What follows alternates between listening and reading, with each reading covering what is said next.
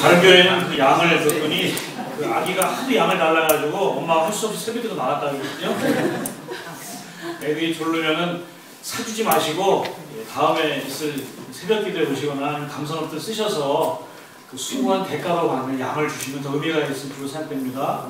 양 받으신 분은 절대 다른 분 주지 마세요. 한번 따라해 보실까요? 사랑이 없으면 저희가 사랑장을 보는데 사랑장의 시작은 좀 부정적으로 시작합니다. 사랑이 없으면 이렇게 시작합니다. 사랑이 없는 것으로 시작한다는 얘기는 그만큼 사랑이 있는 게 중요하고 필요하다는 것을 강조하기 위해서 부정으로 시작하는 것을 볼 수가 있습니다. 저희 교회는 앞에 보시다시피 또 화면에 있다시피 올해의 목표가 행진하는 교회입니다. 행진 그러면 앞으로 나아가는 거잖아요. 그런데 사실 행진은 앞으로 나아간다는 의미도 있지만 그 안에는 두 글자가 숨어 있습니다. 행함과 진실함으로 사랑하나 이런 의미가 있습니다. 그래서 올 한 해 사랑을 하는데 사랑이 말과 혀, 단순히 사랑합니다 이런 말이 아니라 우리의 말이 어떤 관념적이고 생각적인 속에 있는 사랑이 몸 밖으로 나와야 되고 그 나온 행동의 사랑이 진실된 우리의 마음의 고백으로 나와야 된다. 그런 의미가 있는 걸로 생각됩니다. 행함과 진실하고 사랑하는 것에 대한 아주 중요한 그 이유는 뭐냐면 이 시대가 사랑에 목말랐기 때문에 그렇습니다. 인터넷에도 보거나 뉴스에 보면 자기의 사랑을 받아주지 않은 여인 때문에 막 칼부림을 하고 불 지른다고 협박을 하고 이 사랑의 온전한 관계가 회복되지 않으니까 이 사랑의 결핍 때문에 힘들어하고 또 온전한 사랑을 받지 못한 자녀들이 빗나가고 이런 것들이 사회의 단면입니다. 사실 결국은 이렇게 우리가 되짚어 보면은 우리 삶의 가장 큰 문제의 시작은 사랑의 부족, 사랑의 결핍, 또 잘못된 사랑들 이런 것들이 큰 문제를 만드는 것을 볼 수가 있습니다. 그래서 이 시대에 사랑이 필요하고 교회가 하나님의 사랑의 대표 선수가 되어서 이 사랑만큼 우리가 확인하고 가자. 이 세상에 필요한 사랑, 또 우리 안에 필요한 사랑을 우리가 다시 한번 잘 디디고 올 한 해를 달려가자. 그런 의미가 있습니다. 그런데 사랑 그러면 좀 애매할 수 있거든요. 왜냐하면 사랑은 세상적인 사랑이 있고 하나님의 사랑이 있기 때문에 그렇습니다. 세상의 사랑 그러면 우리가 나쁘게 치부하는 것이 아니라 그냥 자기 안에 체득되어진 사랑이에요. 자기가 주관적으로 경험되어지고 알고 느끼는 사랑으로 사랑하고 있다고 하는 사실입니다. 그런데 그게 정답이 아닐 수가 있는 거예요. 내가 알고 있는 사랑, 내가 추구하는 사랑, 내가 경험한 사랑이 일그러져 있고 결핍되어 있다면 내가 내놓는 사랑이 행함과 진실함에 가지 못할 뿐만 아니라 사랑을 받는 사람에게 오히려 문제를 줄 수 있기 때문에 우리의 불완전한 사랑을 좀 내려놓고 하나님의 완전한 사랑 가운데 우리의 사랑을 다시 시작할 때 온전한 행진이 된다고 믿습니다. 그래서 오늘 이 고린도서 13장에 있는 말씀을 하나하나 점검해 가볼 텐데요. 특별히 오늘은 1절부터 3절까지에 있는 사랑이 없다라고 하는 부정적인 그 요소를 가지고 점검해 가보고 이후에는 15가지의 사랑에 대해서 하나하나씩 우리가 발견해 가면서 하나님의 사랑을 몸 안에 잘 체득하는 시간이 되었으면 좋겠습니다. 세상의 사랑을 저는 이렇게 표현해 봤습니다. 자기식 사랑이다. 하나님의 사랑이 있고 자기식 사랑이 있다. 이렇게 구분해 볼 수 있다고 생각합니다. 이 자기식 사랑이라고 하는 것은 얼핏 보면은 내가 사랑하니까 사랑이 좋은 거니까 내가 그 사랑을 한다 그래서 그것도 좋다라고 볼 수 있지만 여러분 이슬이 좋지만 이슬을 먹고 자란 풀잎을 먹는 송아지는 젖을 내고 그 이슬을 먹는 뱀은 독을 내잖아요. 그렇기 때문에 사랑이라고 하는 좋고 필요하고 정말 우리에게 없어서 안 되는 그 우리의 감정과 행동의 필요인 요소가 어떻게 표현되고 어떻게 나오느냐가 독이 될 수도 있고 약이 될 수 있다고 하는 사실을 우리가 알아야 됩니다. 그래서 일단 우리가 하는 사랑이 자기식 사랑이라는 요소를 가지고 시작하는 겁니다. 불완전하기 때문에 사랑은. 그래서 내 사랑의 문제점을 놓고 한번 보는 게 필요하다 이렇게 생각합니다. 본문에 우리가 보면요. 고린도서 13장 1절, 2절, 3절에 시작하는 문장의 시작이 뭐냐면 내가 이렇게 시작합니다. 어쩌고 내가 얻었고 내가 잃었다. 사도 바울이 고린도 교회를 향해서 편지를 쓴 게 이 고린도 서인데요. 고린도 13장에는 내가 하라고 얘기했습니다. 즉 사도 바울 내가 쭉 쓰고 없으면 유익이 없다. 아무것도 아니다. 다른 말로 뭐예요? 소용없다는 거죠.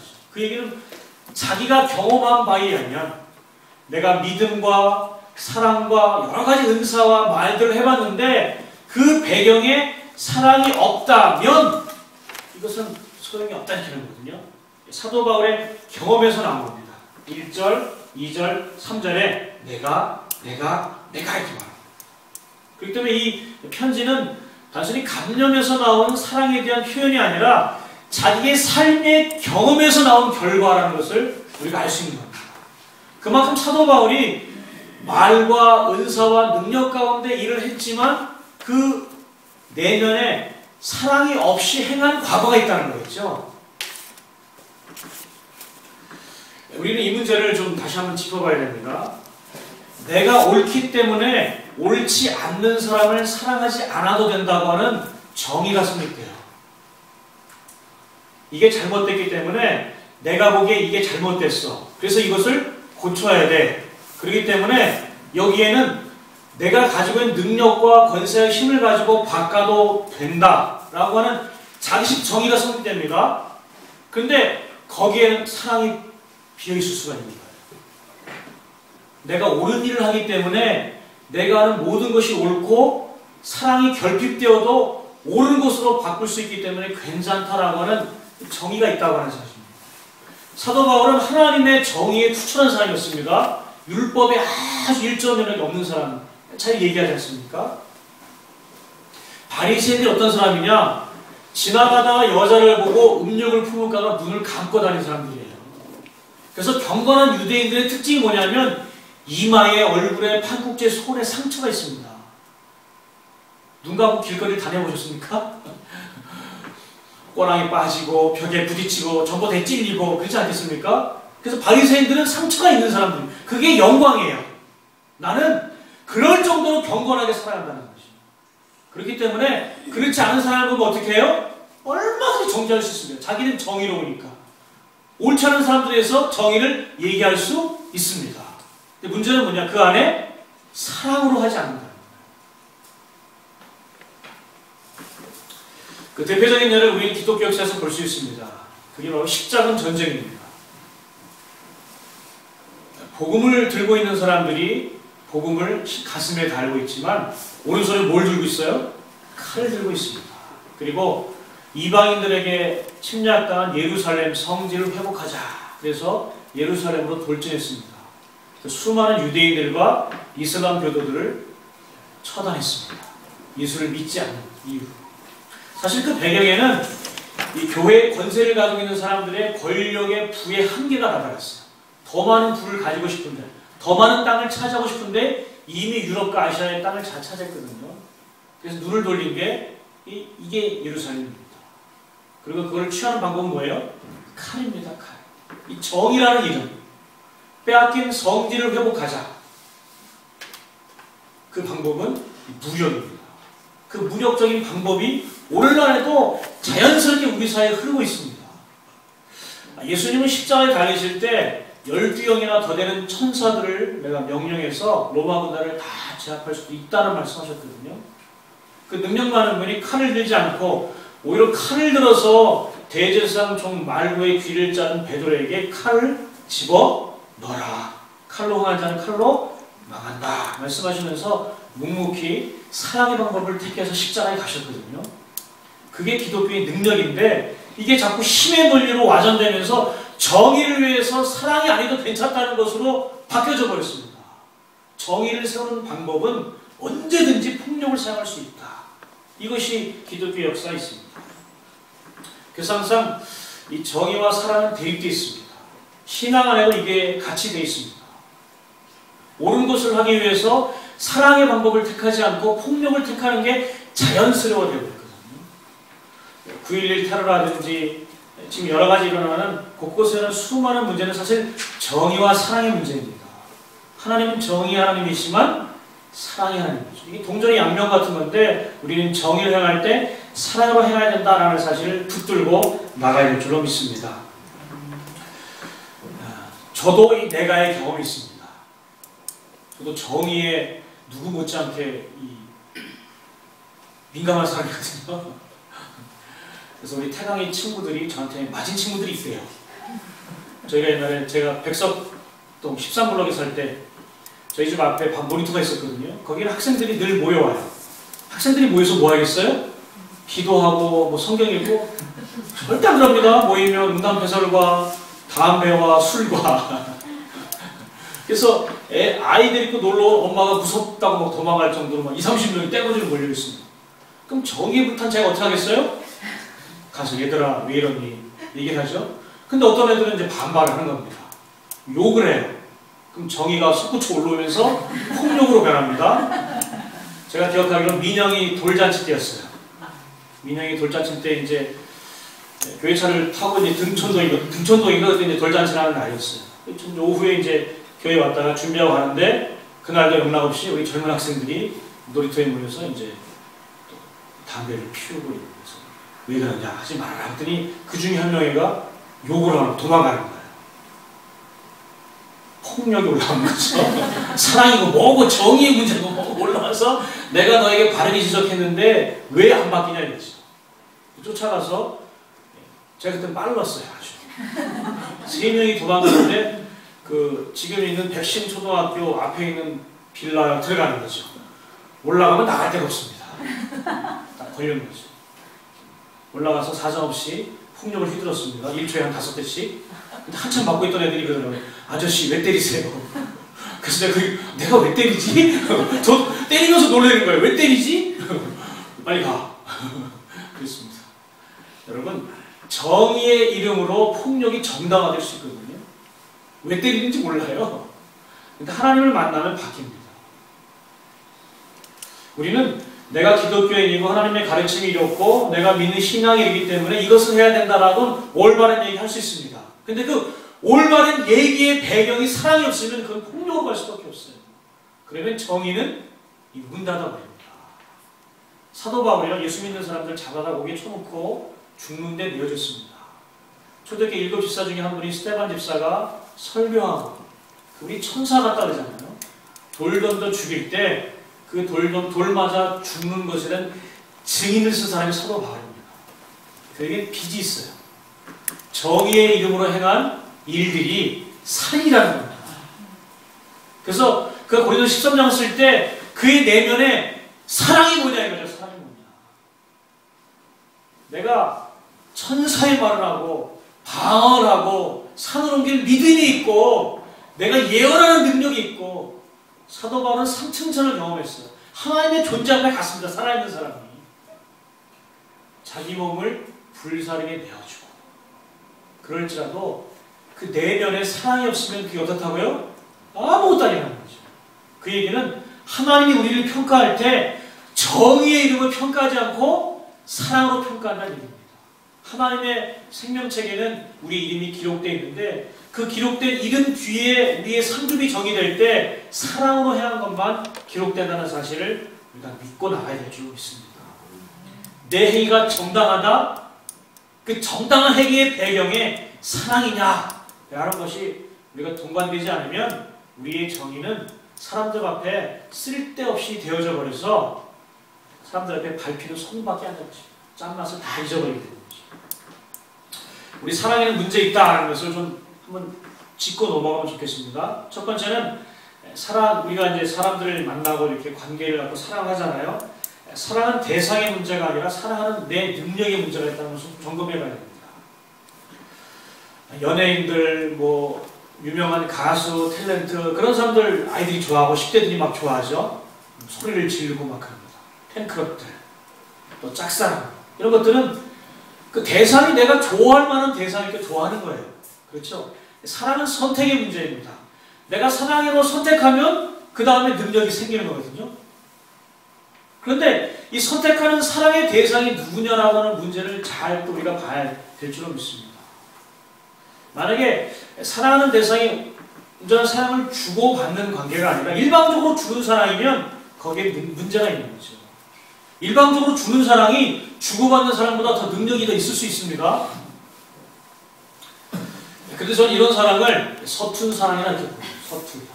짝사랑은 온전한 사랑이 아닌 거죠. 일방적인 사랑이죠. 사랑이 주거니 받거니 하는 거죠. 서툰 사랑은 불행을 만들 수 있습니다. 그래서 우리의 사랑을 좀 점검해봐야 됩니다. 우리 속담에 그런 말이 있습니다. 선무당이 사랑. 그래서 제대로 된 하나님의 사랑이 아니라 자식 사랑을 우리가 사랑을 해한다면 불행을 가져올 수도 있다는 사실을 우리가 인식하고 사랑을 접근해야 될 줄로 믿습니다. 사랑의 능력의 문제. 저희 딸이 고양이를 키웁니다. 저는 동물 그렇게 좋아하지 않거든요. 근데 고양이를 키우는데 자기가 사랑하기로 선택했어요. 그래서 똥도 치워줍니다. 물도 갖다 줍니다.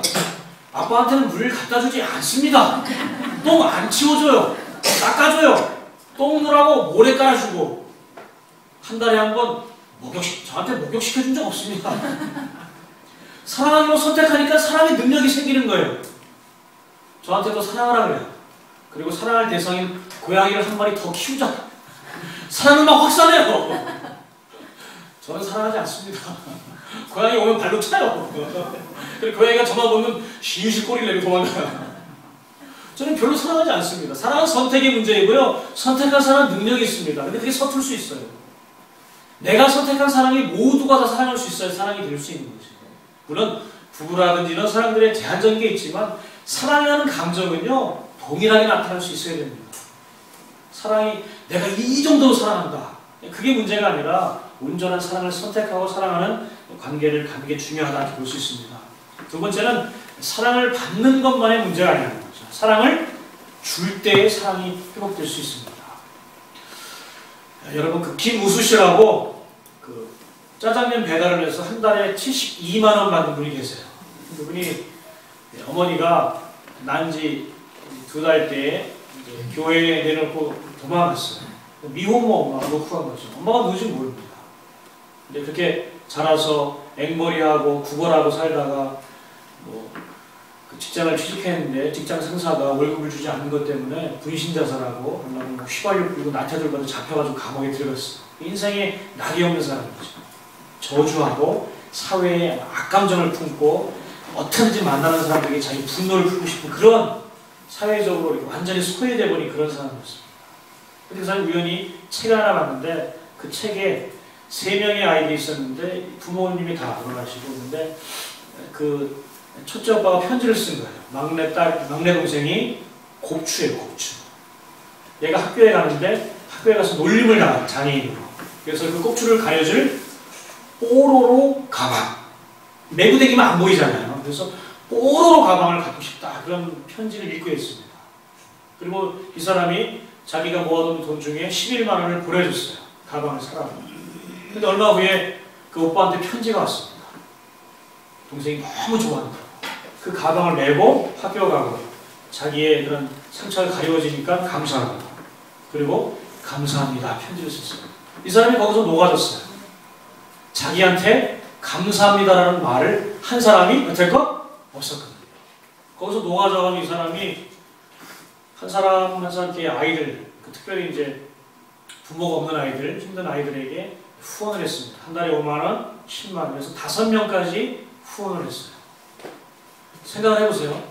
72만 원 받았는데 5명을 5만 원씩만 해도 한 달에 뭐 자기한테 쓰는 비용은 뭐 많아야 한 3, 40만 원이겠죠. 자기는 고시원에 살면서. 이분이 이제 나중에 이제 교통사고로 이제 돌아가시고 영화로 만들어졌습니다. 이 감사하다라고 하는 말, 그 말이 그를 녹였고 그의 인생을 바꿨습니다. 그리고 사랑을 주는 사람으로 변화됐어요.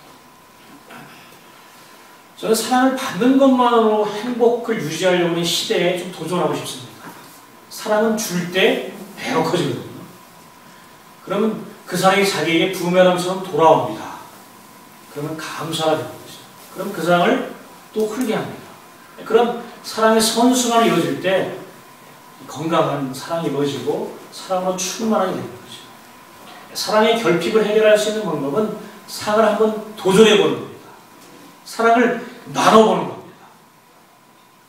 아무튼 그 영화에서는 그분이 대통령도 만나고 뭐 짜장면집이 유명하게 되고 막 그렇게 됩니다. 한 증권회사의 직원이 그 사람을 TV에서 보게 돼요. 그리고 그 사람을 만납니다. 이 얘기를 해요. 나도 어머니가 누군지 모른다. 나는 원망했다. 당신 보니까 너무 괴롭다. 그 괴로운 이유가 뭐냐? 난 이렇게 차장 정도 되고 월급도 많이 받고 이렇게 넉넉하게 사는데 당신 같은 마음이 없는 내 자신을 용서할 수 없다. 도전받아가지고 자기 어머니를 찾아서 어머니를 어디로 데려오시냐면 그분이 있는 짜장면집에 데리고 와요. 그 어머니가 짜장면을 사드리면서 회복하는 그런 장면도 나옵니다. 사랑은 우리들을 묶여있던 결박들을 풀어줍니다. 사랑은 우리를 자유하게 합니다. 사랑은 능력이 있습니다. 사랑을 받는 문제가 아니라 사랑을 주는 문제로 우리가 한번 새롭게 도전할 필요가 있다고 생각합니다. 세 번째는요, 사랑했던 문제가 아니라 지금 사랑하고 있느냐는 거예요. 지나간 내 사랑이 아니라 지금 하나님의 사랑을 회복하는 것이 필요합니다. 저는 이런 생각이 들어요.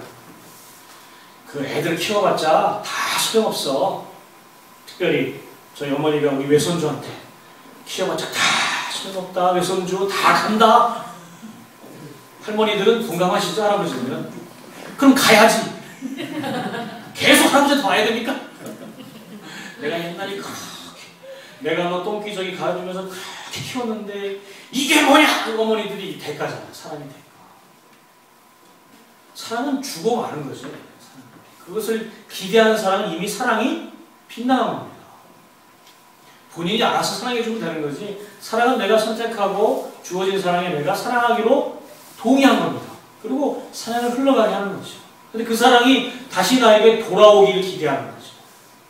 그래서 그런 얘기 있지 않습니까? 결혼할 때 시어머니가 며느리한테 뭐 요구하잖아요. 그렇죠? 요구하고 그게 문제가 되어서 힘들어지고 내가 널 어떻게 키웠는데 어떻게 키웠는데 이럴 수가 있냐. 어떻게 키우겠냐고. 잘 키우셨지. 그럼 감사해야지. 뭐. 거기에 뭘 바라면 이게 자식 사랑의 문제인 겁니다. 할렐루야. 할아버지 할머니들 외손주 다 필요 없어야 되는 걸 인정하세요. 가야 됩니다. 그때 그죠? 그 외손주가 자기 집에 와서 외손주가 여기서 들어붙고 살고 있으면 문제가 있는 자식이죠. 그리고 친가로 가야죠. 친가로 가서 사랑받아야죠. 지나간 사랑이 아니라 지금 내가 사랑하고 있느냐. 그런 것을 한번 짚고 나가면 좋겠다. 그런 생각이 듭니다. 자, 하나님의 사랑을 좀 보겠습니다. 하나님의 사랑은 우리가 가지고 있는 사랑의 부정적인 면에 다르게 하나님의 사랑은 옳지 않아도 사랑한다는 거죠. 우리는 옳지 않으면 안 봅니다. 성질이 대쪽 같은 사람들, 금방 화가 부르르 일어나는 사람 특징이 뭔지 아세요? 자기 마음에 안 들면 안 봐요. 저도 그렇거든요. 안 봅니다. 아예 안 보면 되지. 그죠? 족보에서 빼. 이러잖아요. 족보에서 빼. 그게 우리의 빛나는 잘못 사랑의 담론이라고 한번 점검해 봐야 됩니다. 하나님의 사랑은 옳지 않아도 사랑합니다. 그 대표적인 예가 구약에 있는 요나서입니다. 이 아수르의 수도인 니느웨가 곧 멸망하게 됐어요. 그 사람들이 하나님의 심판 앞에 놓여 있습니다. 그런데 하나님의 심판이 그들에게 적용되지 않기 위하여 하나님이 요나를 불러서 그들에게 회개를 선포하라고 얘기합니다. 요나는 그게 싫었습니다. 정의 하나님은 정의대로 심판해서 그 땅을 멸망시키셔야 됩니다. 북이스라엘의 대적이 바로 이 아수르였거든요. 근데 하나님이 요나에게 가르쳐주는 거죠. 네가 박농쿨, 그 더위를 가려주는 박농쿨도 그렇게 아꼈는데 이 요나야 이 아수르의 수도 니느웨는 좌우를 분별하지 못하는 자, 즉 하나님이 누구신지 알지 못하고 하나님께 구원의 길이 있음을 알지 못하고 자기 뜻대로 살아가는 사람, 그래서 멸망으로 빠질 수밖에 없는 죄인들, 이 좌우를 분별치 못하는 자가 12만 명이나 있다. 그 유축도 많이 있는데 내가 이것을 아끼는 것이 어찌 합당치 않느냐. 이 요나에게 하신 말씀이 우리에게 할 말씀을 좀 도전받아야 됩니다. 나하고 안 맞으면 안 봐. 나하고 틀리면 떨어져. 이게 우리의 모습이라면 하나님 우리들에게 이 나하고 아니더라도 붙잡는 것, 이게 하나님의 사랑인 것을 우리가 붙잡고 나가야 될 줄 믿습니다. 예수 믿는다고 하면서 나하고 안 맞으면 안 봐.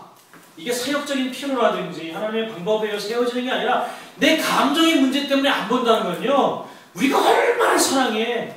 모자란지를 단편적으로 보이는 겁니다. 가장 끊을 수 없는 사이가 부모 자식 간의 사이잖아요. 근데 부모 자식 간의 사랑도 끊는 것이 있습니다. 자기가 출중하면요, 자기 사랑이 충만하면 이것도 끊어버리거든요. 부부싸움 다 끊어버리는 거죠. 하나님의 사랑은 옳지 않아도 사랑한다. 이것을 우리가 한번 도전하고 나가야 될 줄 믿습니다. 네. 그래서 요한 사도는 요한복음, 우리가 요한일서를 나누는데 요한을 보면요, 요한은 하나님의 아들 예수 그리스도를 가까이서 봤습니다.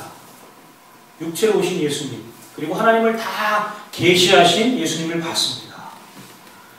그 하나님이 어떤 분인가? 하나님을 보여주십시오. 하나님을 보여주십시오. 제자가 말할 때 예수님이 여태까지 나를 봤는데 뭘 하나님을 보여달라는 거예요. 나를 본 자는 곧 하나님을 본 것이다. 요한은 예수님을 봤을 때 누구를 본 거예요? 하나님을 본 거죠. 그리고 하나님이 예수님을 통해서 보여주신 그 사실 가운데 하나님이 누구다라고 하는 것을 정의할 때 한마디로 정의했습니다. 하나님은 사랑이다. 하나님의 사랑은 십자가였고 죄인으로 죽을 수밖에 없는 우리를 위해서 그 심판의 화살을 자신에게 돌리셔서 예수를 죽게 하시고 우리를 살리셨다. 하나님은 사랑이시다. 이렇게 정의되었습니다. 여러분, 우리 사랑은 정의를 받들고 얼마든지 사람을 심판하려고 하는데 하나님의 사랑은 정의를 붙들고 그 심판의 화살을 자기를 향했어요. 그게 우리의 사랑과 하나님의 사랑의 차이입니다. 여러분, 내면 한번 정해 보십시오. 사랑의 문제 가운데 화살의 방향을 나를 향하고 있는가, 상대를 향하고 있는가. 담을 싸고 있고 평생 안 볼 원수를 우리가 삼고 있는가. 우리 이 시간에 말씀 앞에 도전받고 우리의 삶의 사랑의 방향을 돌려야 될 줄로 믿습니다. 오늘 본문에 보면요, 긍정에서 부정으로 바뀌는 내용이 나옵니다. 그리고 긍정에서 부정으로 바뀌는 그 요인이 뭐냐면 사랑이 없으면입니다.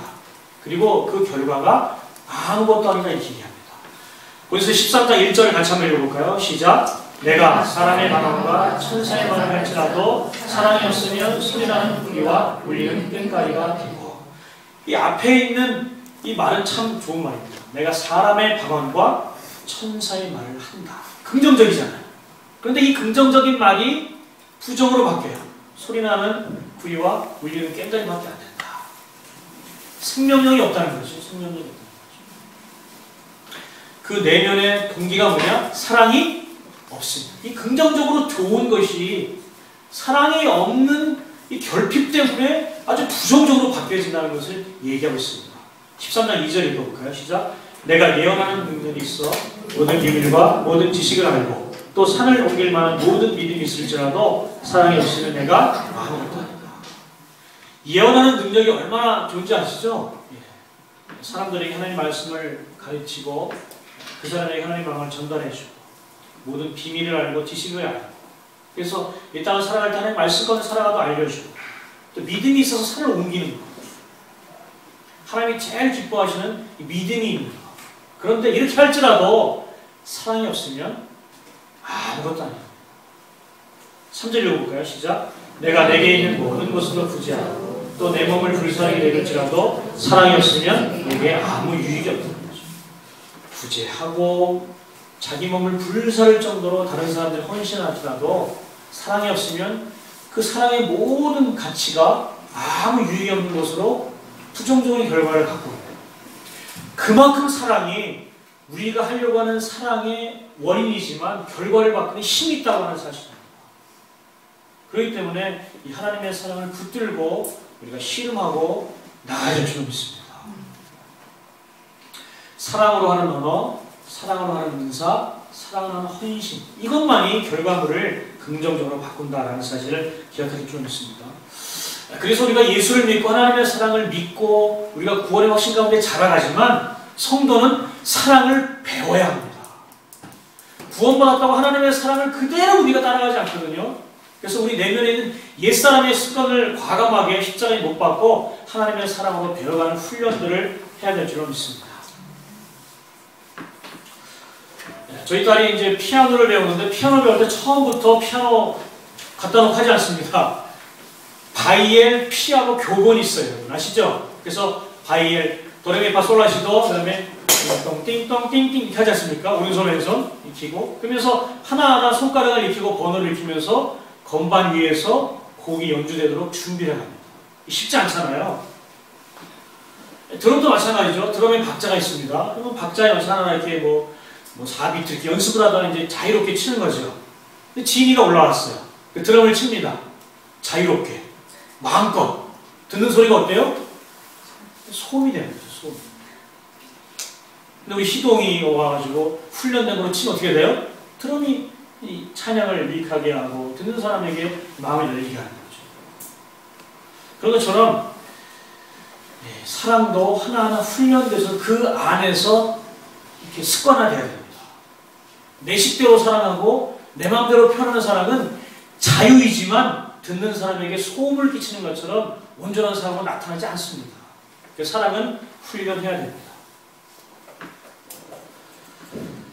사랑의 15가지 훈련을 이제 계속 해갈 텐데요. 13장, 우리도 13장 4절부터 7절까지는 우리가 훈련해야 될 사랑의 요소 15가지를 얘기해주고 있습니다. 우리가 아는 것 같지만 우리가 그 안에 훈련되지 않으면 온전하게 하나님의 사랑으로 표현될 수가 없는 것들입니다. 오래 참고, 내가 1년만 참을게, 그게 사랑 아닌 거죠. 오래 참고, 온유하며, 시기하지 아니하며, 자랑하지 아니하며, 교만하지 아니하며, 무례행하지 아니하며, 자기의 입을 구하지 아니하며, 성내지 아니하며, 악한 것 생각지 아니하며, 불의를 기뻐하지 아니하며, 몇 가지 부정적인 말이죠. 진리와 함께 기뻐하고 참고 믿고 바라고 견디는 것. 이런 훈련들을 통해서 하나님의 사랑을 체득하고 이러할 때 진정한 사랑의 행진이 나온다고 믿습니다. 자기 자신을 점검해 본 사람들, 자기의 내면을 한번 점검해 보는 사람들만이 하나님의 말씀에 훈련되어서 아름다운 사랑의 화음을 낼 수 있습니다. 그래서 우리가 성경을 읽어야 되고 성경을 묵상해야 되고 성경 공부를 해야 되고 성경을 암송해야 됩니다. 내 마음대로 하는 사람은요 완전하지 않기 때문에 완전한 것 같지만 끝에 가서는 불행적인 결과를 낳을 수 있기 때문에 하나님의 말씀을 다시 선해야 됩니다. 우리가 차를 타고 쭉 가다 보면 반대편으로 가려면 1차선을 바꿔야 되죠. 1차선을 쭉 가다가 어떤 표시를 봐야 돼요? 유턴 표시를 봐요. 유턴 신호를 보면 그 신호에 맞춰서 이제 유턴에 돌아가야 되는 것처럼 오늘 예배를 드린 여러분은 이 사랑의 유턴의 신호를 발견하시고 하나님의 사랑으로 다시 회개할 수 있도록 준비해야 될 줄 믿습니다. 자, 결론은 사랑이 없으면 뭐가 없다? 소용없다. 아무 소용없다. 내가 아는 정의의 이름으로 외치는 것, 내가 베푸는 모든 것들의 배경에 사랑이 있냐 없냐를 점검해야 될 줄 믿습니다. 사실 사랑이 있는 사람은 사랑이 있는지 없는지 구별 못해요. 왜냐하면 사랑의 능력이 있거든요. 그래서 그 사랑이 자연스럽게 흘러 내려옵니다. 하나님은 사랑이시기 때문에 내가 널 사랑한다 안 한다 말하지 않아도 그분의 사랑이 그냥 우리에게 흘러 내려온 것이죠. 또 십자가로 가르치는 겁니다. 근데 우리는 그렇게 사랑의 원동인자가 아니고 사랑이 우리 가운데 있는 것이 아니기 때문에 하나님을 봐야 되고 그분께 속해야 되고 그분의 말씀을 붙들어야 되고 우리 자신 속에 있는 자식사랑을 끄집어내고 하나님의 사랑을 채우는 훈련들을 통해서 소용없는 사랑이 아니라 소용있는 사랑으로 바꿔야 될 줄로 믿습니다. 말씀을 정리합니다. 첫 번째는 내가 한 일에 대한 동기를 점검해야 됩니다. 내가 사랑으로 했느냐? 내 안에 사랑이 있느냐? 저는 제가 한 대로 안 되면은 이게 좀 힘든 스타일이거든요. 그리고 제가 한 일에 대한 예상을 합니다. 근데 이 스텝대로 안 되면 예상이 빗나가거든요. 그러면 이제 답답해진 스타일이에요. 자신 돌아봅니다. 내가 이게 진짜 사랑으로 하냐? 내가 원하는 목적을 가지고 하느냐? 사랑이 없으면 소용없다. 이걸 붙들고 우리가 하는 섬김, 우리가 하는 목장 모임, 우리가 하는 1인 1사역들 붙잡고 가야 될 줄 믿습니다. 우리가 하나님 앞에 하는 모든 행위에 이 사랑이 결핍되어 있다면 하나님 앞에 기억되지 않는다는 사실을 기억하시고 이 동기를 점검하십시오. 두 번째는 하나님의 사랑을 어떻게 된다고요? 배워야 됩니다. 배워야 됩니다. 이번 주간을 한번 여러분 내가 배워야 되겠다. 좀 전에 말씀드린 15가지 사랑을 한번 읽어보시고 제가 이제 하나하나 여러분들에게 그 의미를 설명하면서 우리가 풀어갈 텐데요. 정말 행진하는 성도, 하나님과 진실함으로 살아가는 삶을 위해서는 하나님의 사랑을 배워서 그것을 내 것으로 가져야 됩니다. 군대 가면요, 처음부터 총 잘 쏘는 게 아니잖아요. 그렇죠? 총이 뭔지 조립해보고 뭐 해보고 이렇게 하면서 총을 쏘게 되고 이렇게 되는 것처럼 우리가 이 사랑의 이 일들을 행할 때 하나하나 훈련대에 가져서 하나님의 사랑의 장성을 보내보도록 배우는 삶 가운데 게으르지 마시고 나아야 될 줄로 믿습니다. 그렇다면 우리 교회가 꿈꾸는 이 행진하는 교회, 사랑과 진실함으로 사랑하는 교회가 될 것이고, 여러분의 사랑 안에 거하는 것에 대한 만족으로 여러분의 삶이 변하고 가정이 변하고, 그래서 사랑의 말, 사랑의 은사, 사랑의 헌신으로 아름다운 교회가 될 줄로 믿습니다. 기도하겠습니다.